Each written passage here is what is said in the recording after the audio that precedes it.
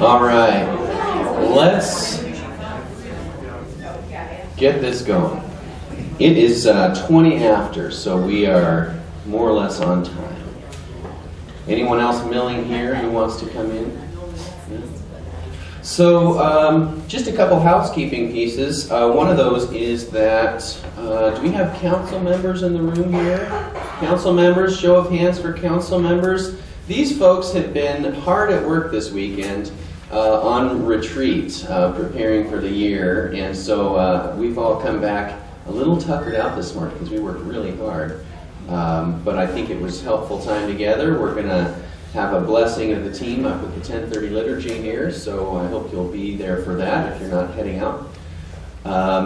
But there's going to be some information forthcoming so that everybody will sort of get a glimpse of what we worked on, which is some relational stuff, certainly how it is that we pray and learn together as a leading community, and also how we're organized. And there's a bunch of information that would be helpful for folks, I suspect, like who do you go to about this and about this. So all that will be forthcoming once we get our heads screwed back on from a long, really tiring but also exhilarating couple of days together. So thank you to the council folks. Give them a pat on the back when you see them. I thought it was great. We were down at Shattuck St. Mary down in Faribault at their new retreat center, which is a gem of the diocese. Somebody had given a huge bequest to pay for renovations of this old house and have turned it into retreat space with retreat rooms upstairs, conference space on the first floor. It's very affordable for folks in the diocese who are doing church-related work. And so I would encourage you when you're passing through to see it. It's got to be the youth.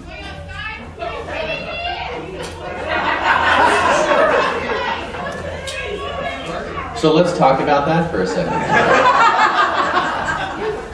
Usually I have this conversation in worship, but it's helpful to know that I consider noise like that to be a great problem, and I will preach on this at some point in worship. That actually goes along well with what we're going to talk about today, which is a pragmatic rule of life, which is ready for disruption and disorder. What a great problem. I'll leave it at that. Are we good? We're good. So I want to do something. This is my sixth one of these already.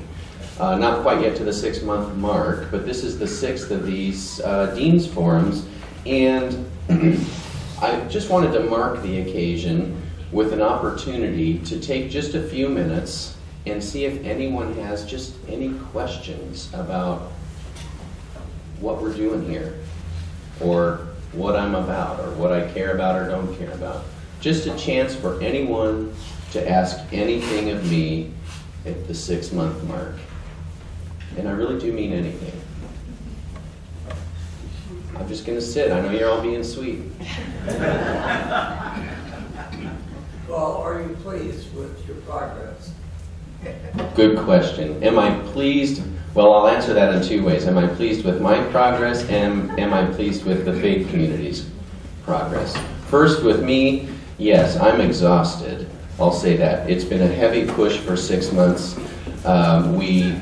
I knew that would be the case, that there was heavy lifting to be done up front, lots of relationship building and networking, which I've done my best to try to be available to folks and also to get some work done. But as you can imagine, there's work that's bleeding into what should be my family's life. And so my discipline is to work on that, which is what Lent is about for me. So I'm totally new. I'd be where I am. And it's time to hit the reset button and get it to a sustainable rhythm. But I have loved every bit of it, and which is the problem, actually, that I take work home because I love it. And my kids show up and have to tap on the window to tell me they're out in the parking lot. And I consider that a good problem. Yeah. Faith community, couldn't be more delighted. I think there's obvious work to be done, which I think was what the council retreat was all about, was helping the people responsible for getting the work done to be clear about what the work is to be done, which is also a way for me to say, I don't have anything to do with this or this. I have only to do with this, which is, I think, healthy for the system. I think it's helpful that I think there's a pretty high level of trust. In my impression here at the faith community, I think people are being honest with me about their impressions of what's going on. I've experienced that people have been candid with me about how the last many years have been for them individually, and I take that to be a real gift, that people trust me with that information. I've experienced that people are ready to work. I have also experienced that the faithful few are getting tired and that it's time for the rest of the body to be ready to join in the work of being church together, which I think is what the retreat was all about, was organizing ourselves so that when people offer themselves for the work of the church, that it's a healthy experience that makes their lives better, not worse. And council's responsible for that reality. So I think we're heading the right direction. But I am really glad it's Lent, because I don't overfunction during Lent. Lots of people around me will be over-functioning, but I won't do it. So, thank you. Austin. Father, are you going to have chats with the dean again sometime? Like we met up at the coffee shop? Good question. And I have to be honest, that was my wife's brilliant idea, was to say, you should have coffee with the dean and we'll schedule it through Sign Up Genius. So she's really the smart one in all this. Well done. So we've done that now for, I think that started in October anyways, I think, right? So for folks who don't know, this is Sign Up Genius. There's a link to it on the website. Chat with the dean. These are every Wednesday since October, the start of October. I've been doing 3 hours from 1 to 4 o'clock down here at Dunn Brothers. 4 45-minute sort of rapid chats. Back to back to back to back. Yes. And so those went through last Wednesday. I'm taking Lent off, and they'll come back after Easter. I didn't know they were back on the website. Yep, and there's open slots back up after Easter. Okay. And that's for anybody to talk to me about anything. Yeah. What else? Other questions about what's happening? Legitimate second guessing? Lowell. Can you tell them about the North American Deans Conference that's coming up? Oh, sure. Actually, let me tack that onto two things. So I'll say the next two things I'm away for are these. There's an organization called the Consortium of Endowed Episcopal Parishes, or SEEP, which is gathering, I think that's a week from this Tuesday. We're gathering in Florida, not southern Florida, right up by Georgia, which will be warmer than here, but not what I was imagining. So we'll have, I think, 4 or 5 days down there, lots of plenary speakers, presiding bishop will be there, and it's primarily about how endowed parishes, who've got their own sort of benefits and liabilities as being endowed parishes, how they use resources to join in God's mission. So all the plenary stuff is about that. Sarah Miles will be there from St. Gregory Nyssa. She's the author, right, of Eat This Bread and all of this sort of mission work in the streets of the Mission District in San Francisco. She'll be there as one of the plenaries. And so it's really about nudging endowed parishes, I think, to get out, is what I'm reading is the theme. So that will happen 24th, and I'll fly back in on the 28th in time for church the next morning. And then in April, I'll be part of this will be my first North American Deans Conference, which meets annually, usually somewhere in the States. About every 10 years or so, they meet in Jerusalem. And so that's where it is this year. And so this will be my very first trip to the Holy Land, which I'm not quite sure I'm ready for that, but I have booked my tickets, I'm registered, and so I'm set to go. And that'll have me fly out. It's about a 10-day thing, and it'll have me fly out on a Wednesday, and then we'll be back like the next Friday or Saturday. So I'm looking forward to that. Michael Summerfield has gifted me with a reading list to prepare myself so that I know what I'm getting into, sort of culturally, politically, and just at the real people level, what's happening. And so other folks who've got helpful resources for me, so I've got some schema going in, would be great, including just basic travel tips, like I've only done Latin American travel, so I don't know what I need to keep in my pockets or where to hide stuff on my person. So any helpful stuff like that would be great. Any other questions about what's up or what we're doing, where we're headed? Any blind spots? This is a chance for you to tell me stuff that's happening that I'm missing.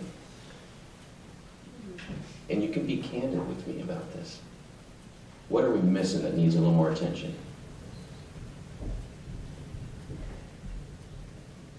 You're saying I'm doing an excellent job and I haven't missed a single thing?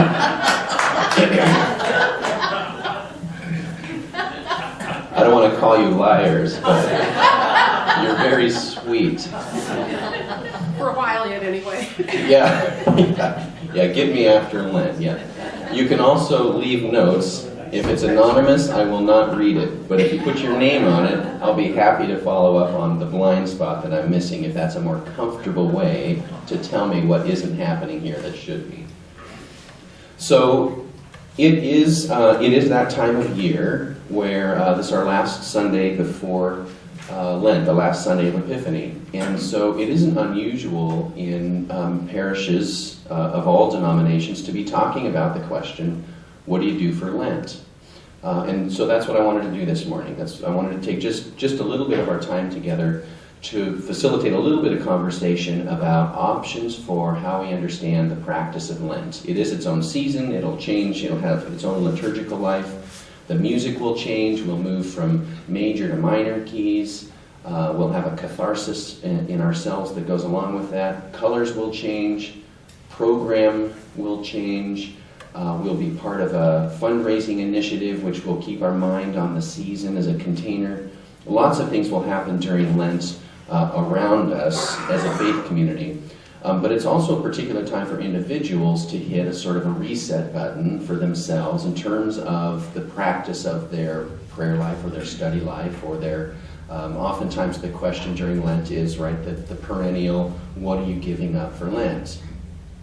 Right, there's this sort of perennial question. So I want to take advantage of that energy this time of year just to sort of float out something that is going to be happening at the congregation level, which is talking about Benedictine spirituality, how it shapes us as individuals, how it shapes the ethos of Anglicanism and the pathos of Anglicanism, and also how it shapes us as a faith community here at St. Mark's.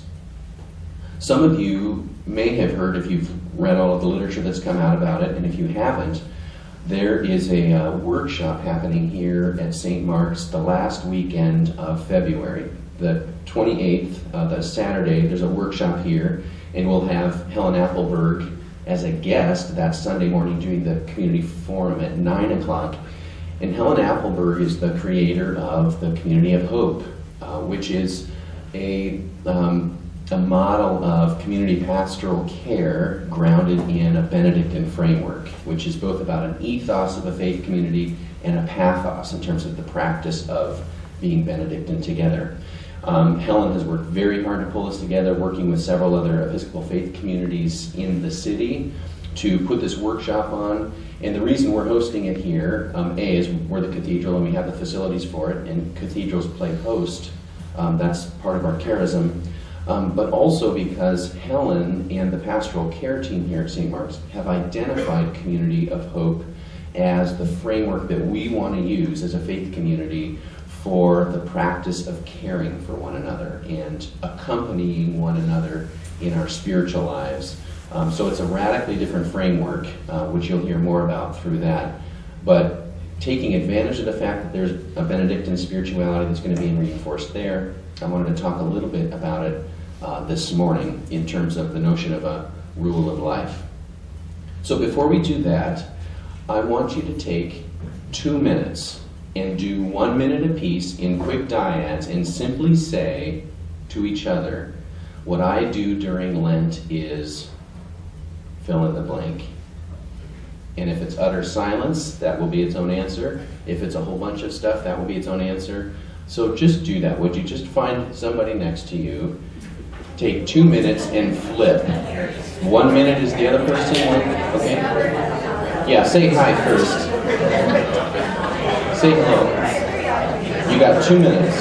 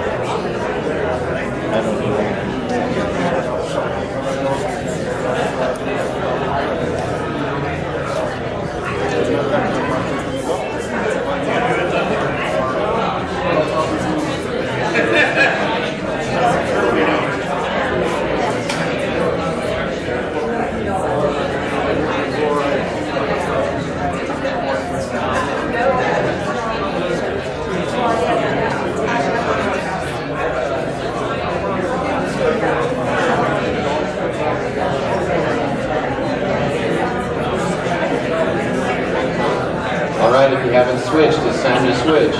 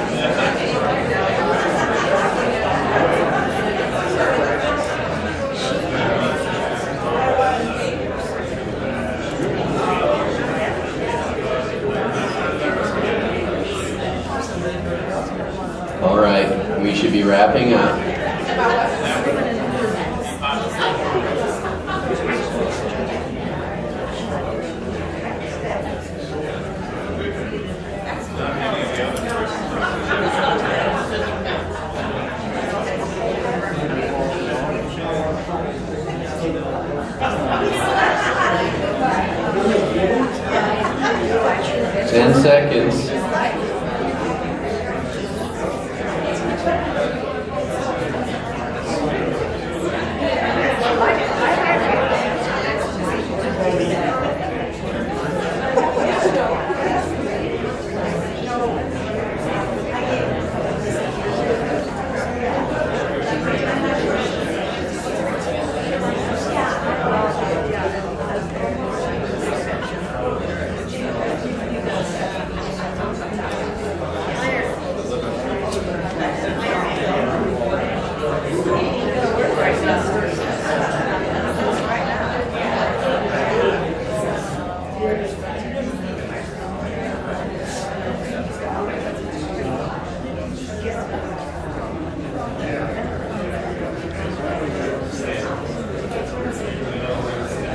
All right, those who want us to stay on task are getting anxious.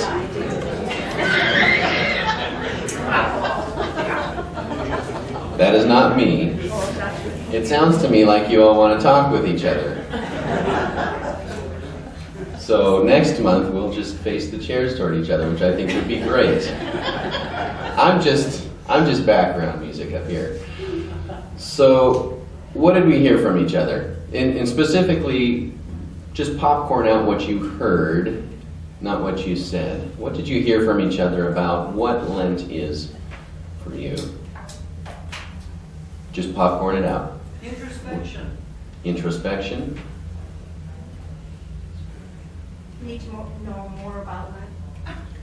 Needing to learn more about Lent. Sure. What is it? Subtle but not earth-shaking changes. Subtle but not earth-shaking changes. And adding but not taking away. Adding but not taking away. Doing some extra church. Doing some extra church. What else? Honestly, and embarrassingly, nothing. Nothing. Okay. Is that because it's Lent all year? See, prayer without ceasing, right? You're doing great. What else? Any other things that we Something heard? positive, not negative, a positive attitude and a positive word. Okay, that the season takes a positive attitude, not a negative attitude. Trying to do more nothing. Trying to do more of nothing. Right. So in a certain sense, setting a goal to do less. Yeah. So there's a burden in that. What I learned was advance, don't retreat. Advance, do not retreat. Any others? Mindfulness. Okay.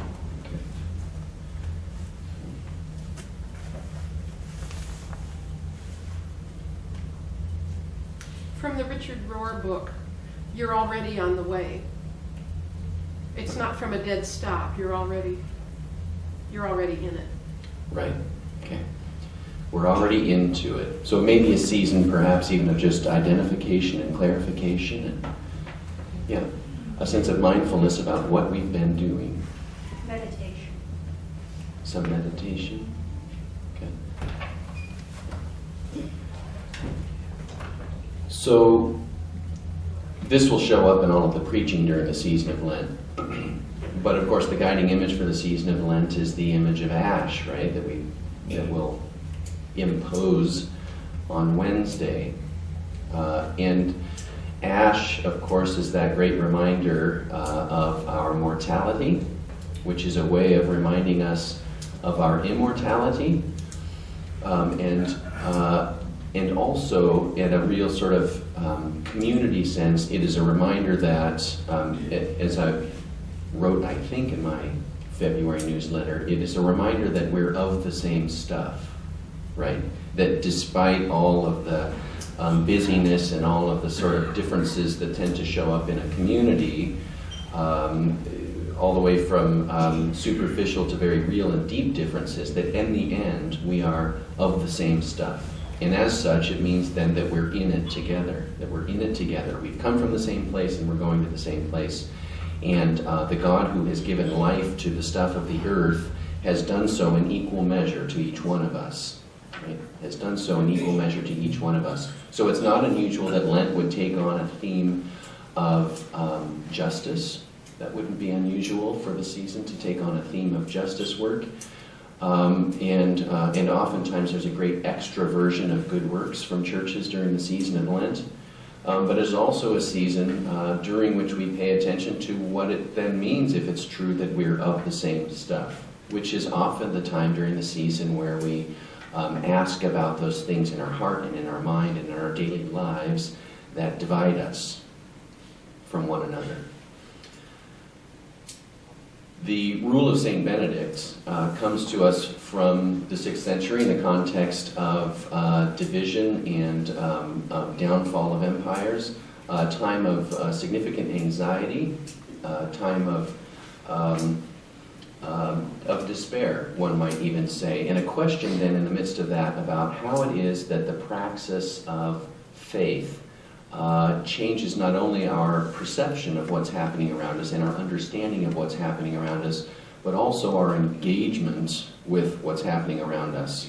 Moving from a model perhaps of monasticism that was heavily desert and separation oriented into a praxis of a monastic life that is about re-engagement with the world and with other people in the world. And so Benedict gives us this really incredible gift of a rule, the rule of St. Benedict, which is, at the most basic level, deeply humane. It is pragmatic, it is clear yet gentle. It is about the redemption of real lives. It is not only for cloistered monastics, but it is for real people who may travel through and allow their lives to be touched by this cloistered community and then go back out into the world, into their daily lives. So it's a spirituality and a praxis of faith for all of us. It is not a specialist's rule. And in that sense, I think it's helpful for faith communities to take a look at it in the way that it offers clarity and gentleness. It offers accountability, but also the hope and promise of redemption together, that we're gentle with one another. It begs the question, who's the abbot in the system, which we're working out culturally. But it does at least suggest that we're mutually accountable to one another in the life that we share in this community of faith. The rule of St Benedict is balanced in that it doesn't privilege the inner life or the outer life. It is not about introversion or extroversion. It is about living a whole life. It is about finding God both in the highest heights and joys and delights of the office and of singing and of art and of poetry.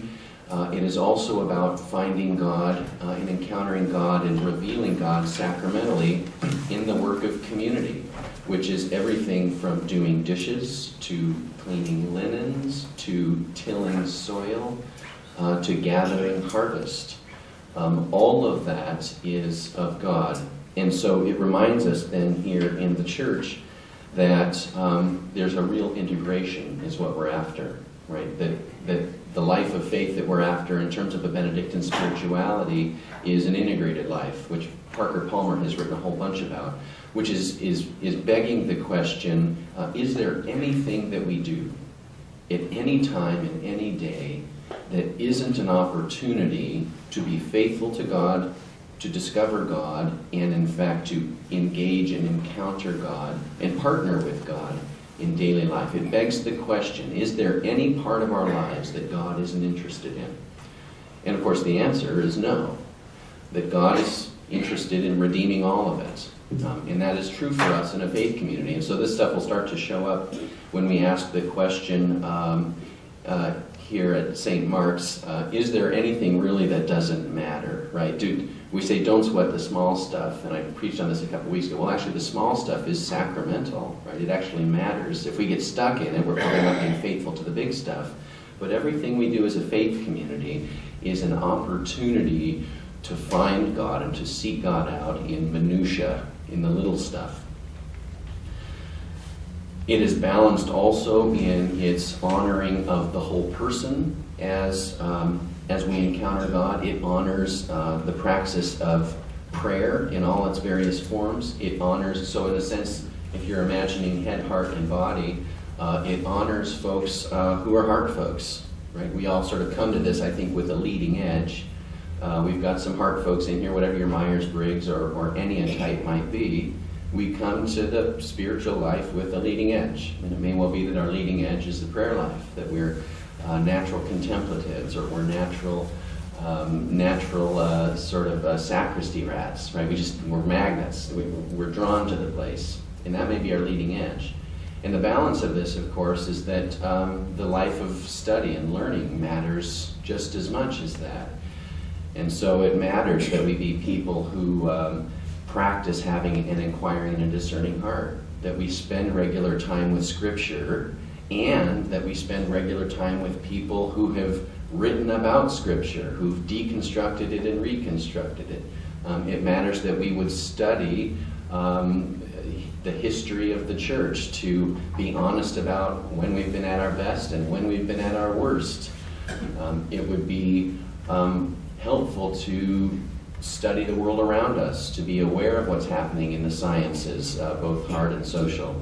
It would be helpful to know that we study what's happening in the arts world around us. All of the life of study is important, equally important to the life of prayer.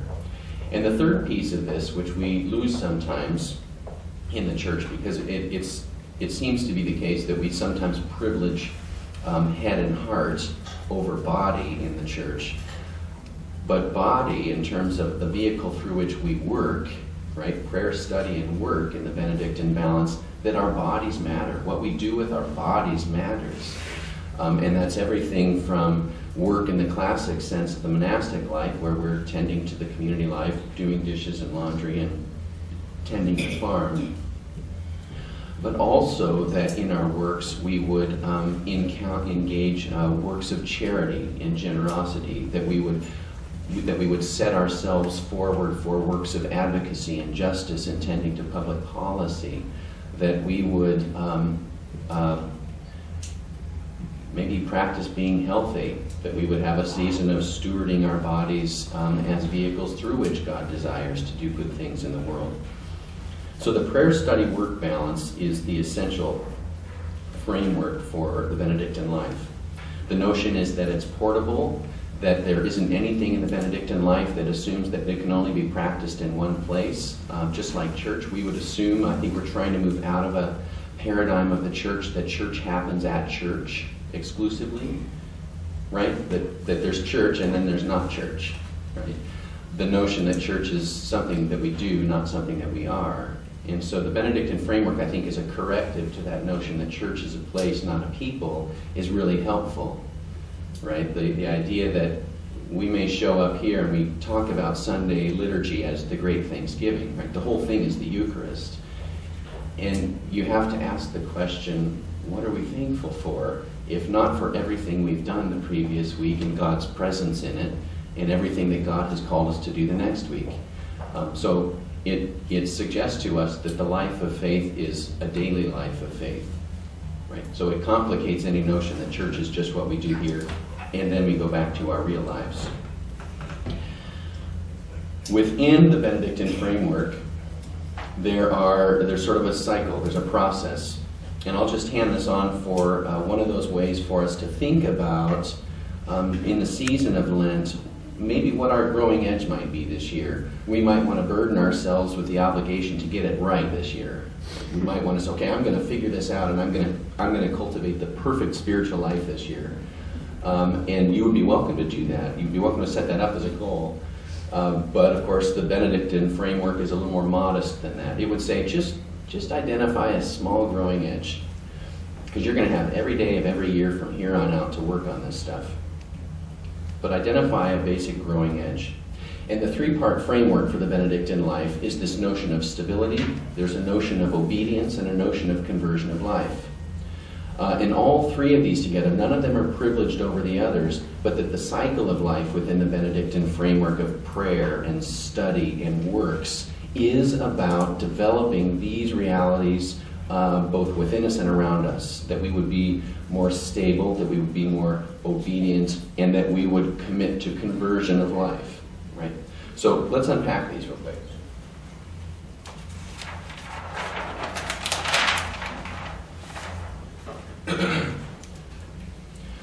So stability is about accepting this particular place, committing to this particular community, and these particular people as the way to God.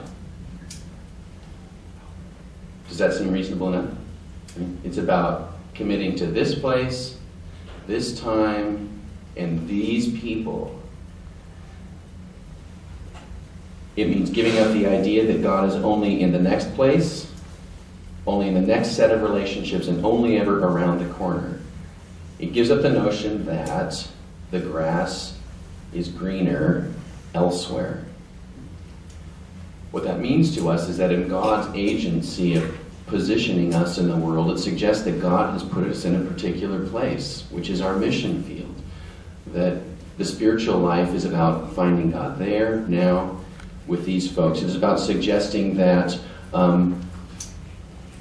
the difficult relationships that we might share in a faith community aren't actually an obstacle to relationship with God, but are the vehicle through which we have right relationship with God. It would suggest that this particular facility, it would suggest that this particular city with its weather issues, folks might want to flee. It suggests that everything we need to encounter God and to engage in God's mission is available to us right here and right now. So it's a grounding reality. To be stable is to be committed to the present moment, the present place, and to the people around us. And that is not insignificant. And if that sounds easy, just that's worth chewing on about how we're doing with that. That stability is about grounding ourselves now.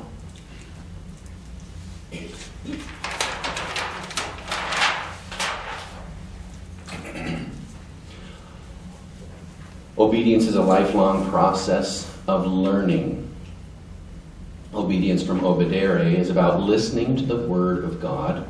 It's about listening to the rule, to the brethren, to the abbot. Obedience is deep listening to God through Scripture, through prayers, through our friends and family, through our encounter of our own hearts and minds and bodies, with an openness to action and to response. Obedience is about listening.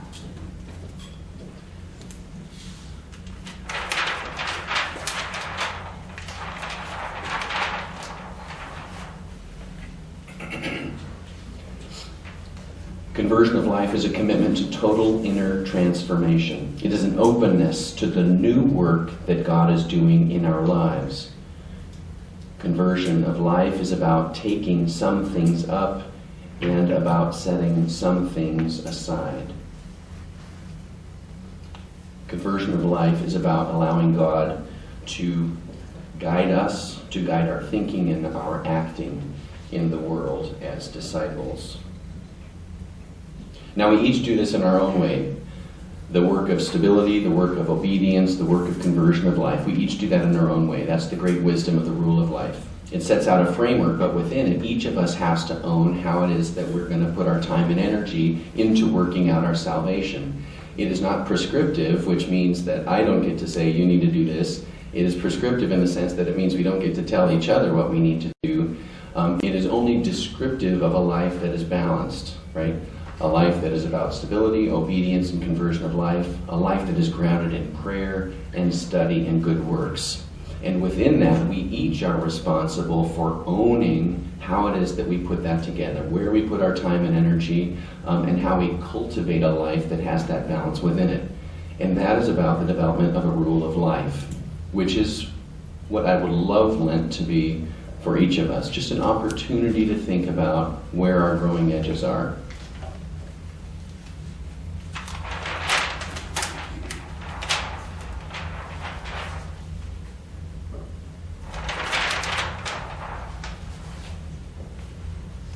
In the work of finding our own rhythm and balance, it may well be that we discover that we are folks who are great at corporate worship. We show up regularly. We're very faithful to Sundays, but it may be that we discover that during the course of a week, we find ourselves disconnected or disengaged from God in a practical way. We may wonder about what a daily life of prayer looks like. That would be a legitimate question.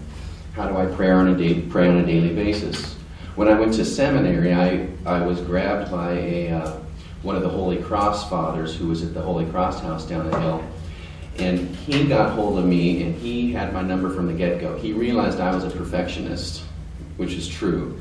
And the way that showed up in my prayer life, which was the thing I really had to work on with him for certain, because I love to study, and I love to sort of get active and get out and use my body for community work and this sort of thing. My growing edge in his eye was the life of prayer. And the particular demon that I was dealing with was this demon of perfection. And the demon was, well, I would start a life of prayer, I would draft up a great big framework within which I would pray, right? And I would sort of check the boxes. Yes, I did my morning prayers, my noonday prayers, my early evening prayers, and compliment to wrap things up with a bow on it, right? And on the days when I did all four of those things, right, I thought there's a win, right? And I was very self-satisfied with that. And on the days where I would miss any of those four, it was a failure, right? Complete failure. And I would beat myself up. And of course, my strategy was to look for the next starting point, right? What's the next starting point to start getting it right again? And the interesting thing was the next best starting point was never the next day, right? Let alone the next moment. It was always like, well, maybe next Sunday after church. Right? So then Mondays when I'll start it again, right, to get my week on course. And I would play this sort of game with myself on a regular basis, right, that there's times when you restart and then times where you just let the thing kind of fall apart and crumble on the ground around you. And he said, it may be that you're being too hard on yourself. It may well be that you could start again tomorrow. And it could be that you don't need to start again with these check boxes of doing 4 different offices in the course of a day. He said, well, tell me about your life. I mean, really, I mean, if you're going to pray, we were there with a 5-month-old, right? We started seminary with Isaac when he was 5 months old. He said, so you've got a wife, you've got a 5-month-old, you've got studies, you've got work to do, you've got an apartment to take care of. How are you going to do the office? And he said, there's all sorts of ways for you to be a prayer, right? And it was really helpful to have someone give me permission to say, this isn't a prescription. This is about you paying attention to your heart and your mind and the life around you to figure out how it is in the midst of that you're going to connect with God in a meaningful way. How is it that you're going to set time aside to sit in the presence of God, not to just verbalize and extrovert, but to just sit and to be present, perhaps to listen, but certainly to give the gift of my time for God's great delight. How are you going to do that? We discovered that the only time I really had that I could do that was during the 10-minute walk every morning after breakfast on my way to class. That was my rhythm of prayer, right? That was my office, was during a 10-minute walk. And that blew open for me the possibilities of the rule of life. Right? It blew open the possibility that I could own this, I could take responsibility for it, I could be creative, I could seek out counsel from other people around me who were seeing blind spots in me, and together we could craft a rule of life that was meaningful, that was balanced, it wasn't self-destructive, that it was real and it was doable and sustainable, which is the goal of all this. So as we're talking about a Benedictine framework that's going to show up here through the Community of Hope work that we're doing, and as we're entering into the season of Lent in particular, which is a great time of year to talk about developing, deepening even a prayer life, where we're headed at St. Mark's, in my estimation, in terms of program, and Christian formation, is likely away from a classic delivery model where the only place where people pray, the only place where people learn, the only place where people do good works is at the church and through the church. And I say that we're moving away from that because that is an old Christendom model that just isn't going to persist.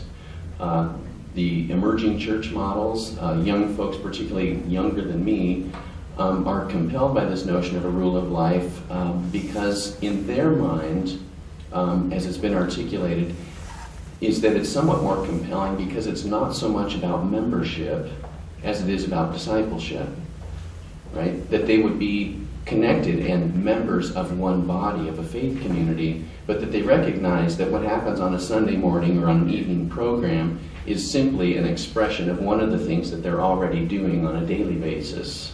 So there's this desire that their whole lives would be taken over by this attention and engagement and expression of what God's up to in us.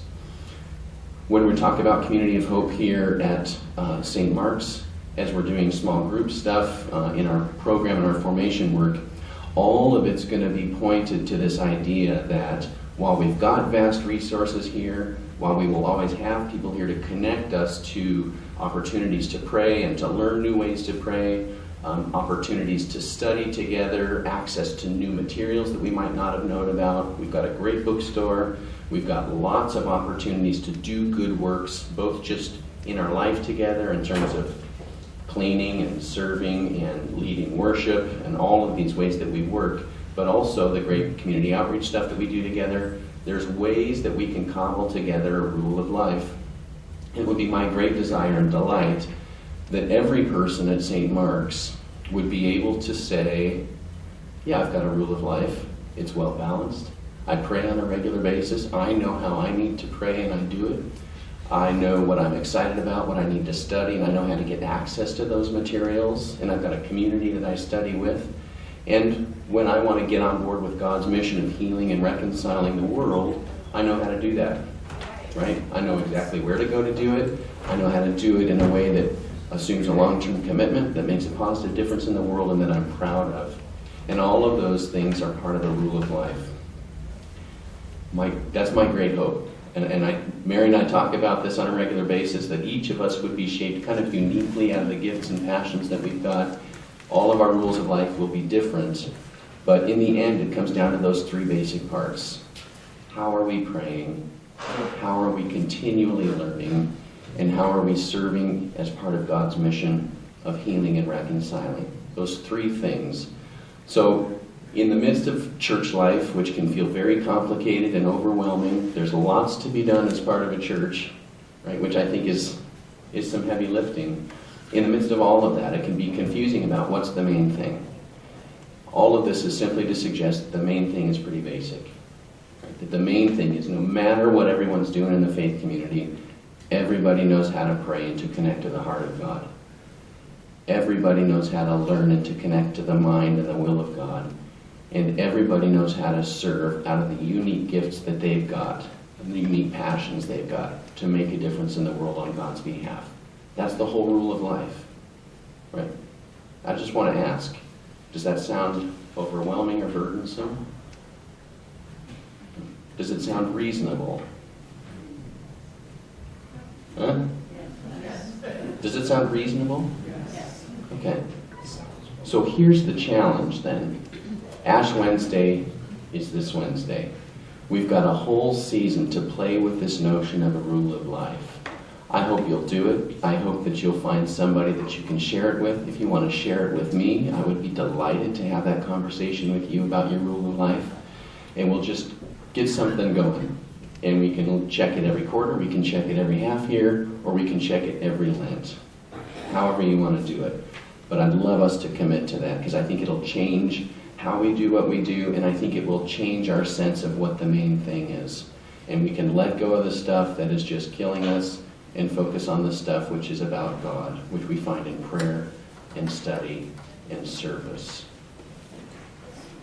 Here endeth the lecture on the Benedictine life.